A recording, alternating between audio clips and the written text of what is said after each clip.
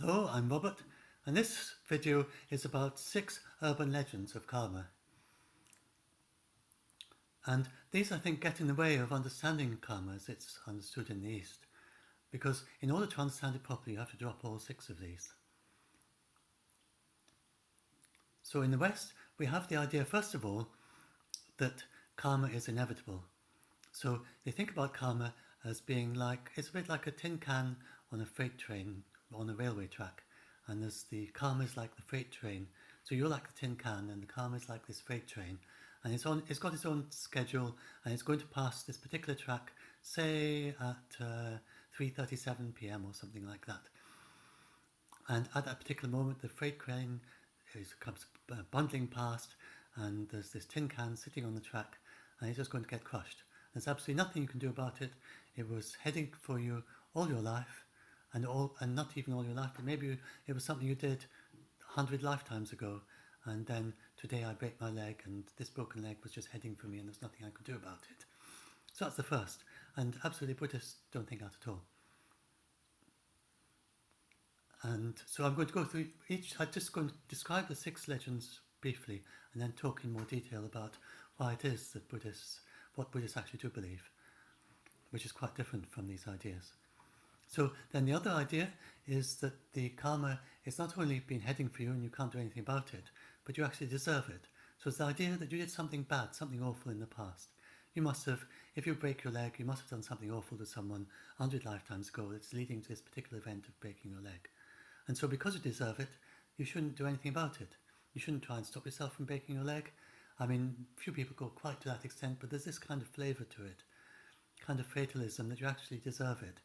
And you're almost like, you've broken your leg, well, you deserved it, you shouldn't go and see a doctor to try and heal it. Now, I mean, that's absolutely, it's, I don't think even the Westerners really go quite that far, but in some situations, when you talk about more extreme things, then they seem to go as far, pretty much as far as that, saying that I deserve it, so therefore I shouldn't do anything about it, and other people deserve their karma, so I shouldn't do anything to help them either.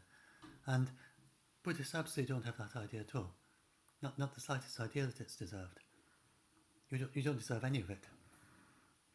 And then the next thing is the idea that karma is absolutely horrible. So that deserving thing, apparently there's a little bit of element of that in Hinduism, in Vedanta Hinduism. At least some Hindus have been telling me that. But it's still, I don't think it's at all, I think if you try and equate that to the Western idea, it's not the same at all. So you're probably going to get confused there as well if you don't drop the idea first and learn it however it is they understand it from scratch. And in Buddhism you don't have that idea at all, it is deserved. And so the next thing that the kind of urban legend is that karma is horrible. So you've done, everything is awful. So even if you're having a good time, even if things are going great, it really isn't as good as you thought it is. So therefore you should be thinking, oh, this is awful. And even if you're having a good time, you shouldn't really be having a good time. It's almost like you shouldn't be happy because everything's awful. So it's another idea of karma that people have. Whereas, of course, in Buddhism, happiness is very important. And it's great to be happy, and it's important to help other people to be happy as well. It's very central to the Buddhist teachings. And then, and again, you have the idea of karma as a law of physics, as physics. So it's the translation, a lot of this is due to translations, that they take these Eastern ideas and translate them into what seem to be the most closest Western concept, but sometimes it's just so different from the Eastern idea that I'm not sure it's worth doing that translation at all. So this particular karma as cause and effect, it's not cause and effect in the way that Westerners understand it today, because you immediately think physics.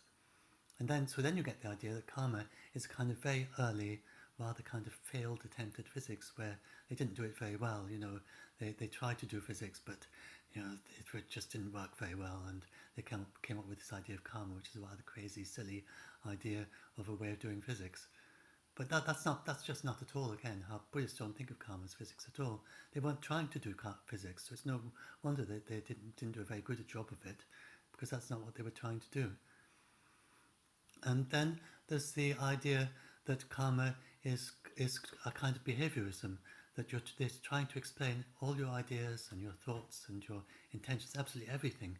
So again, this is a translation, I think, of an Eastern idea of that sometimes teachers say everything is a result of your past karma. Now we'll find out that actually they mean something very different from the way a Westerner would take that. So they're not saying that all your thoughts were caused by your past karma. Definitely not. They're not even saying that everything around you and accidents and things happening like that are caused in some kind of inevitable way by your past karma. And they're just not saying that at all. We'll find out what they're actually saying a bit later on. So, so this idea that even your very thoughts and your ideas, and when you sit and you have an idea, that idea came out somehow from some very distant thing that I did 1,000 lifetimes ago, and as a result, in this very moment, the idea suddenly pops into my head because it sort of set the wheels going 1,000 lifetimes ago. It's not like that at all in Buddhism either. Totally you have spontaneity and new things arising, and you have thoughts and volitions and ideas just becoming new. So there's absolutely no idea at all that karma causes this. We'll find out again what karma is about, but it's not at all. It's always about actions actually, and it's never about ideas and thoughts and volitions that don't lead to anything. And so that's that again. So then you have the idea that all your volitions are caused by your past karma. So you've got the so therefore even your very thoughts and ideas and your inspirations that come to you, all that is just past karma. And so a kind of behaviorism, the idea that everything is totally determined. There's a kind of determinism that not everything is sort of laid out. Your entire future is laid out for all future time, and all your thoughts and all your ideas and all your decisions, they're already set in motion because of things you did thousands of lifetimes ago. And absolutely Buddhists don't believe that at all. So that's another idea you've got to drop.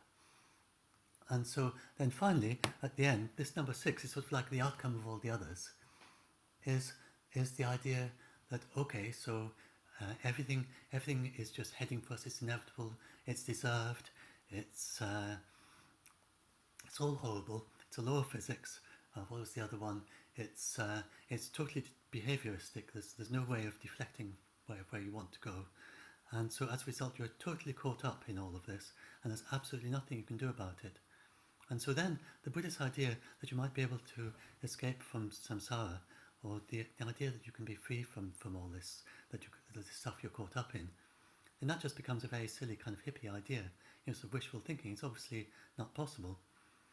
So you have this kind of Western idea that samsara is this just kind of very silly kind of hippie idea, kind of mysticism. They sometimes say they mean mysticism in really in the sense of sort of very silly, stupid idea. That's really the kind of the subtext when they say that the Buddhists are mystics. Sometimes when Westerners are talking about that, and it is a silly idea if you accept those other 5 urban legends, then we would be totally trapped. There's nothing you can do, and what would be the point in even thinking about all this? Better going on in ignorance, just not knowing about it, if that was the truth. So do you think something like that would have kind of inspired several major world religions, and that a very large part of the world population can be believing all this? I mean, it's a kind of this caricature is, I think Westerners understand it. It's a bit like this character in Dad's Army. Is a film about the Home Guard during the Second World War. The people who stayed at home, who were trying to prevent the invasion. They were there to prevent the invasion of Hitler on the shores of Britain. And so anyway, they go through these various exercises. And there's one of the characters in this TV series from quite a long time ago called James Fraser, and he's Scottish, and he's a kind of caricature of Scottish Protestantism. It isn't really like this, but a kind of caricature of it. And he keeps saying, we're doomed, or we're entombed, or we're marooned. So it's a bit like that, the Western idea of karma, that we're doomed, marooned, and entombed, and we're absolutely totally caught up in it, and there's absolutely nothing we can do about it. And I mean, if that was true, what's the point in talking any further? But of course, Buddhists don't think any of that. So you've got to drop all 6 of those ideas. And so, I just to say, I'm not talking about this, saying this as a teacher. I'm not a Buddhist teacher. I'm not a Buddhist scholar. I'm a Buddhist practitioner, a very ordinary Buddhist practitioner who's been practicing for a few decades. But my main background is, well, I was brought up as a Westerner. I was Christian, theological. My parents were both missionaries. My father particularly was very interested in theology. They were in a church that permitted female ministers and missionaries way back then. And I was brought up in this house full of theological books, which I was very keen on. I read quite a few of those. And so I've got this background of Christianity and sort of understanding a fair bit about how Christianity works. And then the background of, I was very keen on science and physics. So I've got this background of science and physics, and then having been a Buddhist practitioner for the last 30 years. So I think being, or whatever it is, maybe a bit less, since my, no more than 30 years now. So I think being that background maybe can help with the very early stages, and strong interest in science and physics and mathematics. So, and trained as a mathematician. So I think with this background, maybe I can help Westerners at the very early stages. It's sort of before you go to Buddhist teachings. So if you are a Buddhist practitioner, you're interested in Buddhism, this might be useful.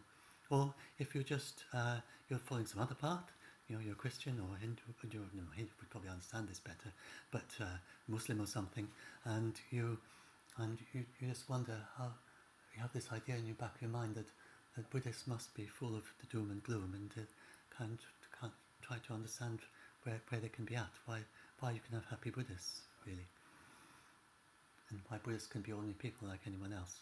So I hope help a little bit with mutual understanding, and also the very, very earliest beginning stages, when you come to Buddhism, as if you come to it as an unfamiliar religion, before you've had much by way of teaching, then maybe this can help a bit. So let's go through those 6 again and see them again a little bit more from the Buddhist point of view.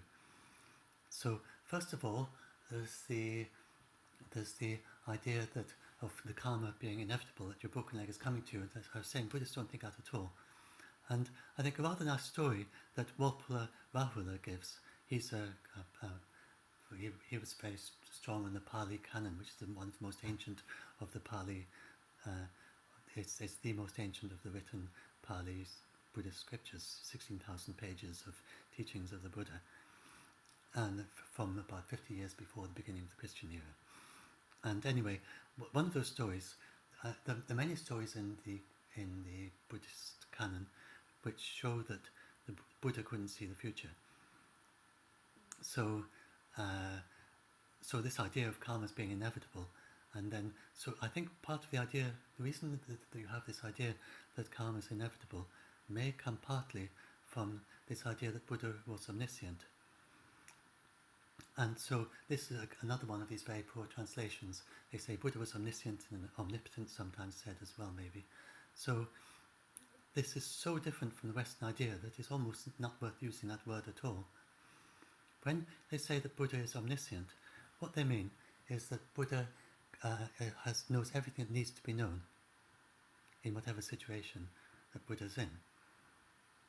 So anyone who's Buddha, and that means that it's really saying that it's not saying either that they, for instance, you ask them a trick question on quantum physics or on general relativity, that they'll know the answer to it, or that there's some distant thing, you ask them a question like, what is there on Mars, at the North Pole, if I go to such and such a point, will I find such and such?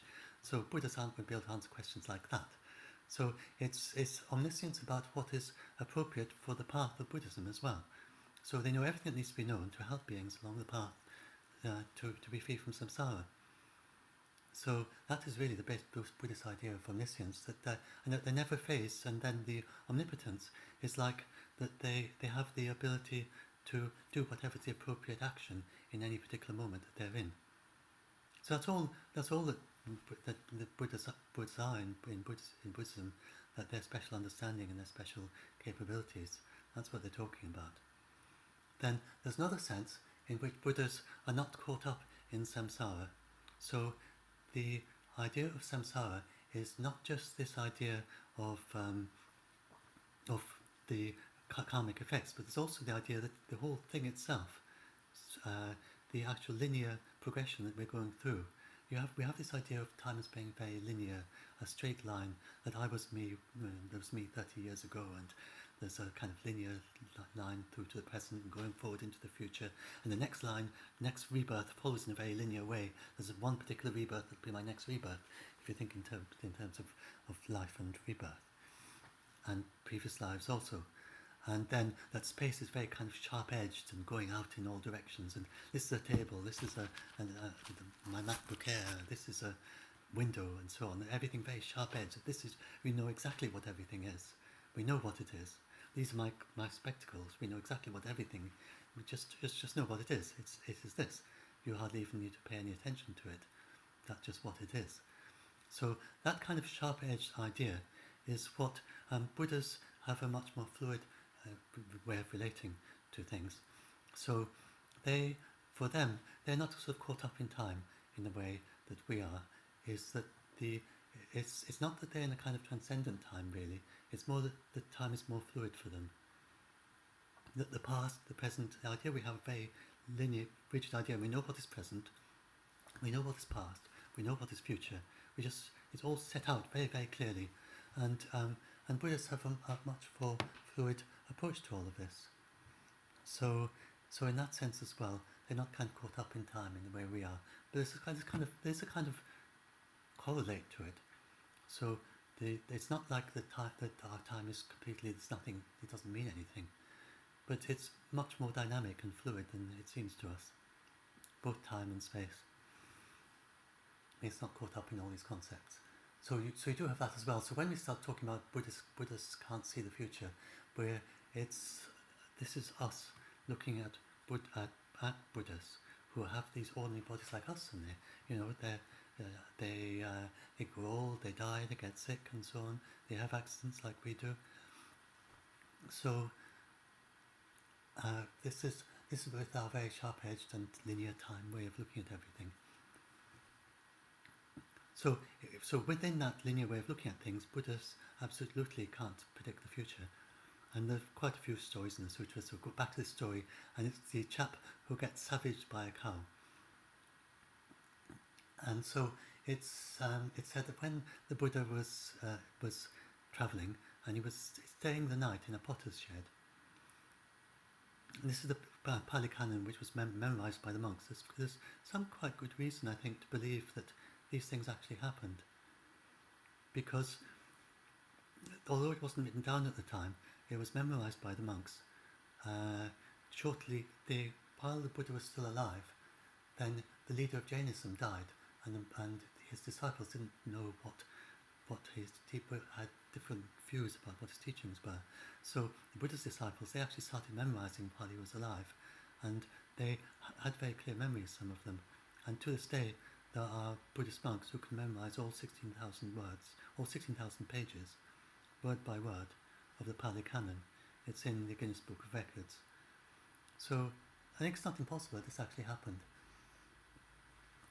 So when he was in this potter's shed, then he met another traveller, and he said to the traveller, what is your dharma?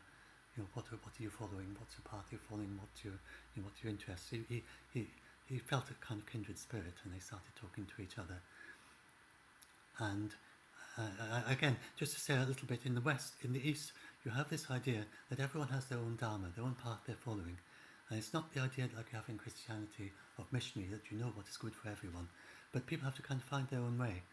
And so, because I'm a Buddhist, there's no particular reason I need to think everyone else should be a Buddhist, or indeed that I should think that other Buddhists should practice the Buddhist path in the way that I do. So the Buddha, he asked this fellow traveller, what teachings are you following? What's your dharma? And he said, I've heard about this new teaching that has risen. There's this teacher who's spreading the teachings, and he's called Gautama Buddha, and I like him and I like his teachings. And Gautama Buddha said, would you recognize him if you saw him? He said, oh, no, I haven't met him yet. I've no idea what he looks like. So in the course of this talk, then this fellow traveller, he discovers that the Buddha, that of course that he is in fact talking to the Buddha. It gradually dawns on him that this chap must be the Buddha. Buddha didn't kind of let on. He just went on talking and having conversation. And then he says, and then he sort of asks Buddha, can you make me a monk? Because of course many Buddhist paths and only some people become monks, but this chap, that's what he wanted to do. So he said, can I be a Buddhist monk? And then the Buddha said, well, yes, of course, but before I can ordain you, you need to find yourself a begging bowl and the 4 monks' robes, because I need that for the ceremony. So this chap sets off to get hold of a begging bowl and some robes. And then he never comes back. And then a bit later, the Buddha's disciples, they tell him that this chap has been savaged by a cow.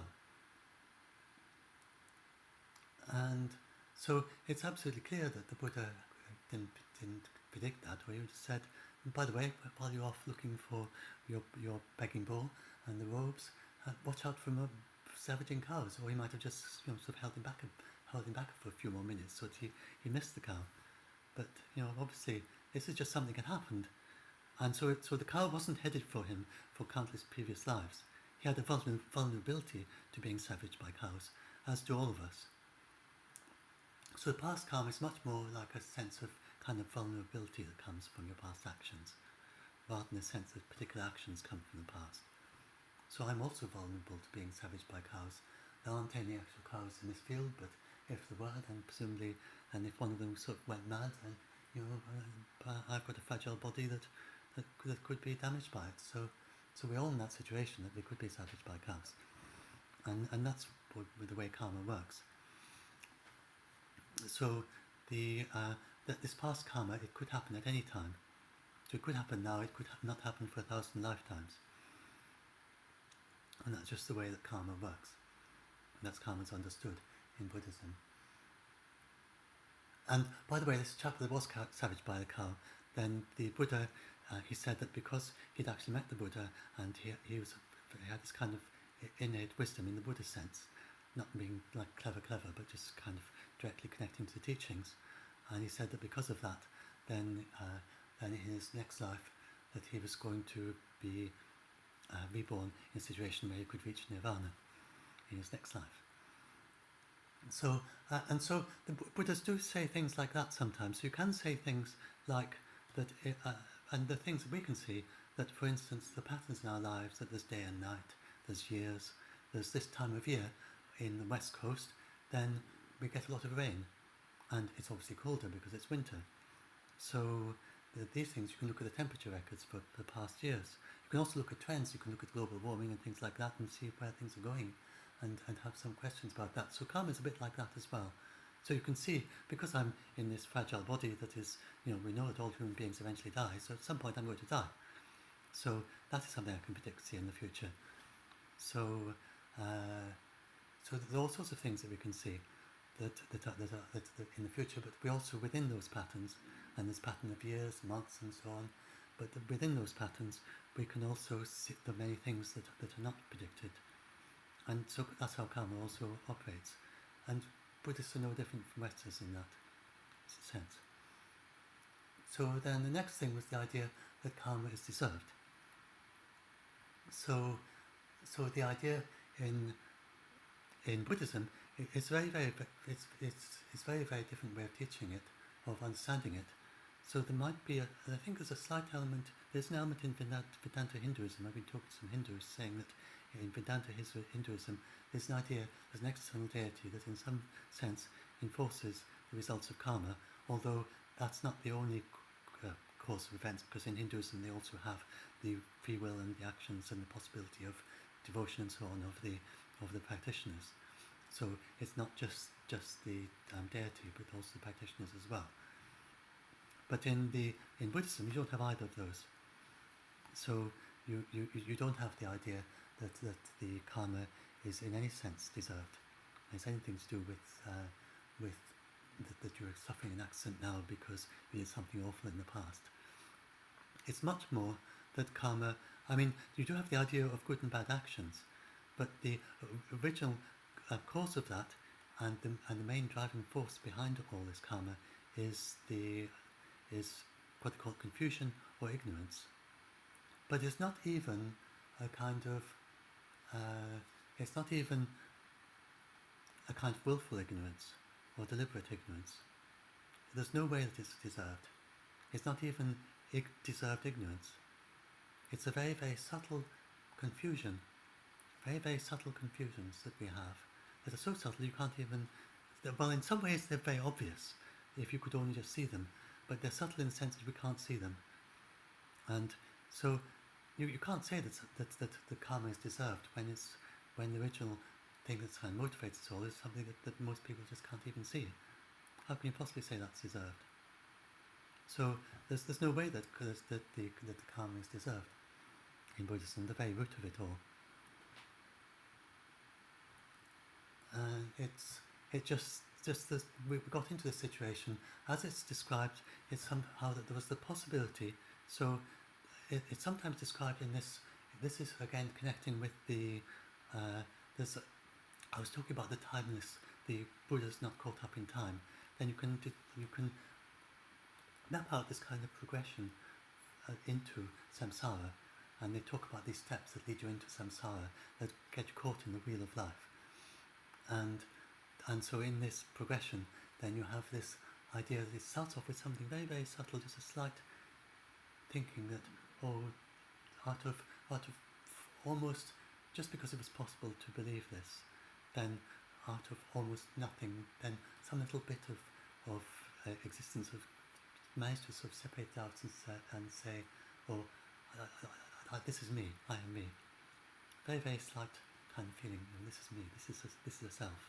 And then this kind of propagated, and it could have just gone straight back again and just merged back into continuing without having this sense. But then this idea of self, then it began to kind of propagate, and it led into action, then very fierce, ferocious action.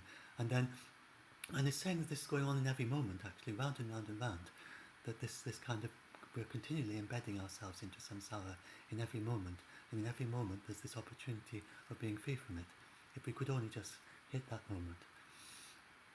And so this is the idea of the circle of samsara, and then the monkey intelligence, which then starts acting ferociously to kind of defend itself.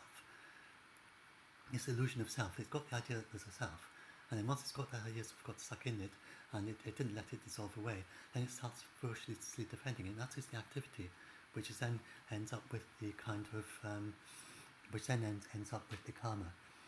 But the very idea that there's something that needs to be defended and maintained and so on, that is the origin of it all, and you can't say that in any sense that what comes out of that is somehow deserved. It's just something that happened. It was sort of, we are caught up in it, and now we're caught up in it, we need to find a way out again. And it was almost like because that possibility it's almost like because there was this possibility that it happened. We are now in that situation, and then we can be free from it. And then sometimes people wonder, okay, so if you describe it like that, what's to stop it from happening again once you're free? But it happening again, was it happening the first time? Because this is all in the timeless, it's the very idea of the linear direction of it. But remember, we're talking in this other way. So that's the idea behind it all. That's a kind of talking on the very kind of ultimate level. My teacher would teach sometimes for a long time in this way, and wonderful teachings about the kind of ultimate level of things, which is kind of inspiring. Somehow, in some sense, you do actually, we can actually relate to that, because we are actually, we do have direct understanding of all that. So it's possible, just by talking about this, I may communicate something to you. It's possible, and yeah, my teacher said it was all right to talk about these sorts of things, as well in a general way, because people receive them in whatever way that is appropriate for them. So I'm not a Buddhist teacher, I must say very clearly. I'm a Buddhist practitioner. I'm not a teacher. I'm not qualified as a teacher. I'm not qualified as a scholar. I'm just a Buddhist practitioner who's been practicing for a fair while. That's all. And so that was the idea that it's deserved. It's not deserved at all. It's just and then you have this anger but it's quite understandable that you have anger and desire once you're caught up in samsara. So you don't need to feel that you're a bad person because of that, intrinsically bad in any way at all. We don't have this idea in Buddhism that anyone is intrinsically bad. It's just confusion is the basis, not badness of everything. A very slight confusion which is not in any sense willful. So then that again leads on to the next one, which is the idea that your karma is, in some sense, always horrible. So this again is a Buddhist idea. I think this comes from the teaching that everything is dukkha, that the Buddha, the way that the Buddha taught. And so this is, I think actually I'll stop here because the videos on YouTube, they tend to be kind of rather short. So I think I've said enough in one video, and I'll talk a bit in the next bit about the next of these 6 urban legends. I've gone through 2 in one video, maybe 2 to a video would be about right. So I'll stop this here, and maybe I'll do that on another day, we'll see.